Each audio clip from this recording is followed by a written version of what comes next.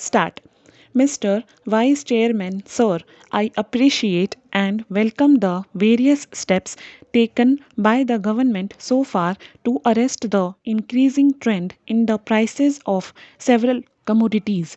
At the same time, sir, I feel that I would be failing in my duty if I do not bring to the notice of the government the fact that the people at large are not satisfied with the results. No one can dispute the fact that there is general discontent among all sections of the community. Sir, in the last low budgets, our finance minister granted a number of concessions to the various industries, but I wish to point out that none of these benefits were passed on to the consumers. Let us take the recent example. The tea planters of the country, particularly from the south, made a big hue and cry and got certain concessions from the government, but I do not think that led to any reduction in the price of tea available in the shops. Let us also take the example of edible oil. Sir, there is no justification for the increase in the price of edible oil, particularly when we take note of the point that a huge quantity of oil has been imported in the country and also in view of the prevailing prices of oil seeds. Sir, the finance minister was good enough to invite suggestions from the members of this house. I would like to make one or two suggestions for his consideration. Sir, for a very long time, the organized sector of the employees in this country, to whichever political ideology they belong, have been demanding that all industrial establishments in the country should be compelled to open fair price shops and sell essential commodities to their workmen at subsidized prices. It is these salaried employees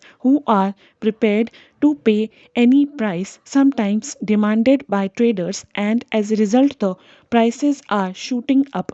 If at least this section of the community was supplied with essential goods at reasonable prices, it will work as a means of arresting further increase in prices. In some cases, the producers feel it will be profitable for them to suppress the production and sell those essential articles in black market and get enough profit. The producers should not be allowed to raise the prices unnecessarily where in a area there are short supplies.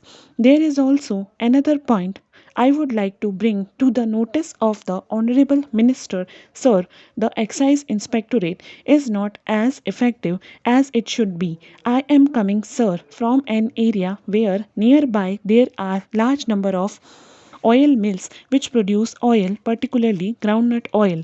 Almost all these oil mills are allowed to suppress their production by 30 to 40%, and all the suppressed production is sold in black market. If they are brought to the regular production list and regular market and regular sales, the pressure on oil prices may not be that much as we are having today.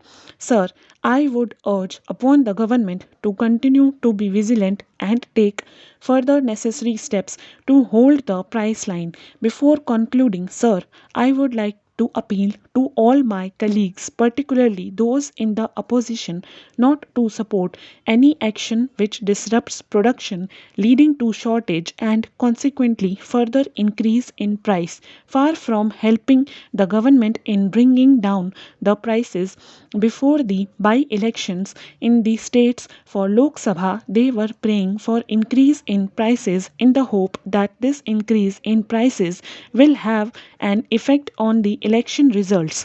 The last by elections were fought more on the basis of the prices than ruling, but in spite of the increase in prices, our party candidates were returned to power.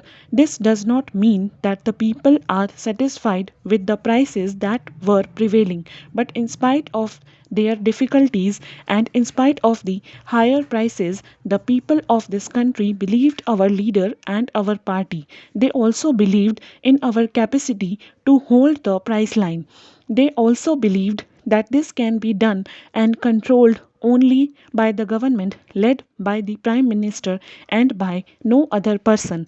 At the same time, I would like to give a word of caution to my own leaders. The comparison with the other countries does not satisfy anybody. We cannot be compared with the developed countries where the inflation is higher. There is no other country in the world which is having half of its population under the poverty line. Therefore, what is needed now is not statistical comparison but action and nothing but action. Therefore, sir, the simple question of managing the economy is very important. The same thing has happened in the case of sugar. Even when the government had ample sugar stocks, they did not care to release the stocks to bring down the price when the sugar was selling at rupees 14 to rupees 16 per kg. Stop.